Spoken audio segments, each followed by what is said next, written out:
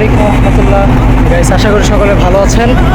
আপনাদের তো ভালোবাসায় আমিও অনেক অনেক ভালো আছি। তো আজকে হচ্ছে লং টাইম পরে বর্ষাকাল আসার পর থেকে হচ্ছে আজকে প্রথম আমাদের গাজীপুর ইস্তাম্বুল ভাঙ্গা ব্রিজ থেকে সপরিবারে আমরা নৌকা ভ্রমণে যাচ্ছি হচ্ছে কাশিমপুরে। তো খুবই সুন্দর একটি ওয়েদার এবং সন্ধ্যা সন্ধ্যা ভাব। ওই যে আকাশে দেখা যাচ্ছে যে আকাশে প্রায় মানে সন্ধ্যা হয়ে গিয়েছে, মাগরিবের আজান হচ্ছে এমন খুবই সুন্দর এবং মনোরম একটি পরিবেশ। এবং একটু পানির দিকে চললে দেখা যাচ্ছে যে মানে খুবই ঢেউ এবং খুবই স্রোত। আমাদের কট্টা গাজীপুরের তুরাগ নদীতে মানে বর্ষাকালে ভ্রমণের মজাটাই হচ্ছে আলাদা।